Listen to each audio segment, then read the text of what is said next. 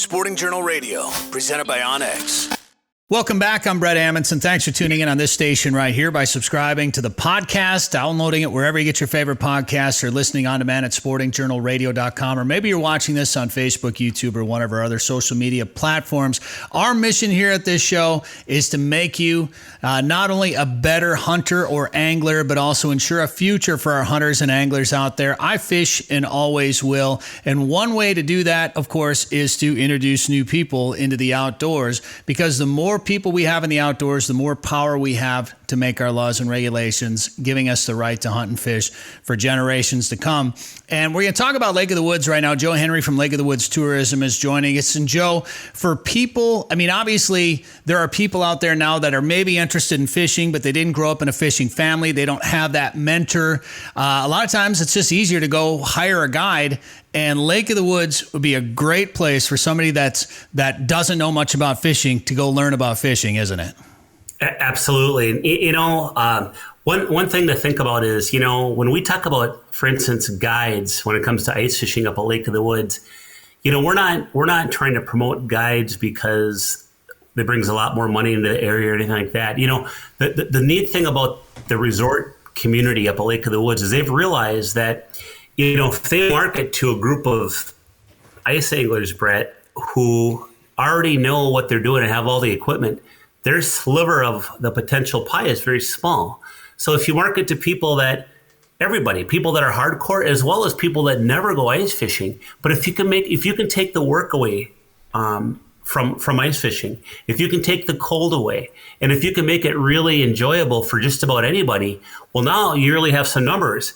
But the other thing that does is it opens it up to people who don't ice fish. It opens it up to families, to older people, to people who are disabled. I mean, it opens up to everybody.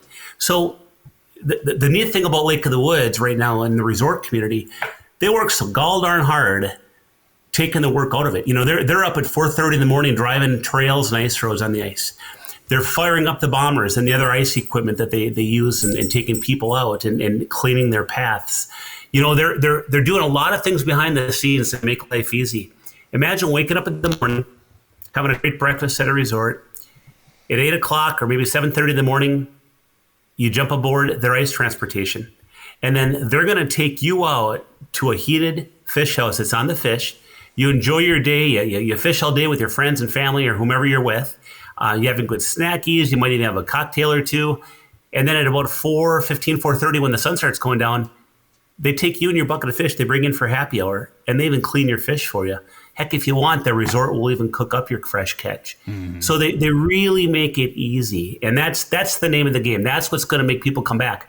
You know, I have to explain to people all the time, gosh, I wouldn't want to go ice fishing. It sounds so cold. Yeah. I have to explain to them that, you know, actually go down in a boat. You know, the adversity that's a lot colder. Yeah. It is a lot colder in a boat, isn't it? Yeah. You go in that fish house, that's like a living room. It's 70 degrees or whatever temp you want it. It's controlled environment. If it's a snowstorm outside, heck, you're driving out in heated comfort right to the door of the fish house.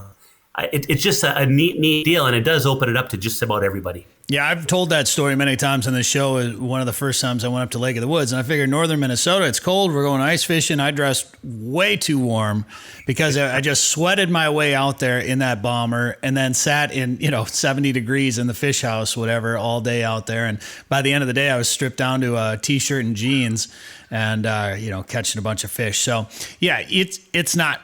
I mean, obviously, you're going to be out in the elements, so you want to have a jacket with and some boots. Boots would probably be the one thing I would say you want to make sure you have, because the feet can get, the floor can get a little cold sometimes in those fish houses. But yeah, it's not cold generally overall. Yeah, and most people are going out. I'll never forget. It was really funny. I was having breakfast with some friends, and we were watching people board bombardiers and a bunch of young guys. What do you think everyone had in each hand? Well, a case of beer probably in one hand. Yep, that's one. And the other one was their bucket. And their bucket had their tackle, their electronics, their ice fishing electronics, and their sticks, the rods.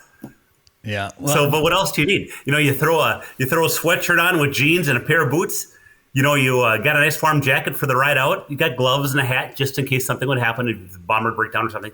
And then it's precaution always. And then, but I mean, gosh, you get in the fish house, first thing you do is hang your jacket up. That's exactly what happens. I usually hang it over the window. to darken it up in there just a little bit. You showed a picture earlier too of some of the rigs that they use earlier in the year, maybe pulling skid houses. Here's a little tip. If you have a Sidekick or a Tracker and you want to sell it and make the most money, bring it to Lake of the Woods and sell it up there. Well, I tell you, supply and demand. The resort community up there has realized that the Geo Trackers, Suzuki Samurais, the Sidekicks, whatever, they're light, they're small, and they're bulletproof. Now, that's what he's showing right now is not a light ice rig. That is a heavy ice rig. That's a track rig, but something totally different. But a light ice rig, what it is, it's a Geo Tracker that pulls a trailer, and they call it a light ice rig. It pulls a trailer that's a people mover trailer, and it's a heated trailer. The Geo Tracker is very light. The parts are very accessible, so if something breaks on it, it's not hard to fix it. They can find parts for it. It just works so darn good. There you go. The problem is that, because everybody uses them now, they're hard to find. But they do such a nice job for light ice. And quite honestly, a lot of the resorts during the year will use them all throughout the year and just drive on the plowed roads with them, taking people back and forth. Some resorts, they'll say, hey, if you want to drive your own vehicle when the ice is thick enough out to the fish house, you can drive your own vehicle and come and go as you please. But with that being said, there are still a few that still would rather get transported out and picked up, and they might even use those light ice rigs for that. And then, of course, Brett, as ice gets thicker, we talked about the bombardiers, and really a bomber it's a track rig. They used to build them in Valcourt, Quebec, and they actually built them for public transportation, for taking kids to school. It was like a public bus, And then what happened was back in the 70s, what happened was up in that province, they passed an ordinance that said, all right, we're going to start plowing the roads from now on. Well, once they said they're going to plow the roads, there wasn't as much of a need for the bombers, and they quit making them back in the 70s. Now, Lake of the Woods resorts, they've tried all sorts of different contraptions up on the ice, but that darn bombardier just proves to be such a good deal. A lot of people will take a normal bomber, and what they can do is they can put a stretch kit on it. They can stretch that bomber out, so now it'll hold 12 people and all their gear. And then not only that, the bomber just works so good because those tracks are really, really long, and it floats over any kind of cracks on the ice. It's real good because it displaces that weight so nicely. If you have, you've seen those track kits, Brett, that you put on like an SUV or a pickup truck oh yeah, on the wheels? Yep. One of the problems we realize with those is that they're a small footprint. So if you come up to a crack, they can get caught in a crack and they can break them and get stuck and whatever else. With this long skis in the front and those long tracks of a bomber, that can float right over just about anything. And again, it displaces that weight nicely. So, for people traveling to the Northwest Angle this year, you can drive through Canada as long as you're vaccinated and have an active COVID test that's negative. But one of the ways to get up there this year, of course, is the Lake of the Woods passenger service. And that's that passenger service they used this summer that was charter boats. They do the same thing in the winter with bombardiers. So they'll take you via bomber all the way up to the Northwest Angle, 42 miles. And that way you can stay in Minnesota and not have to go through customs. So it's kind of a neat deal.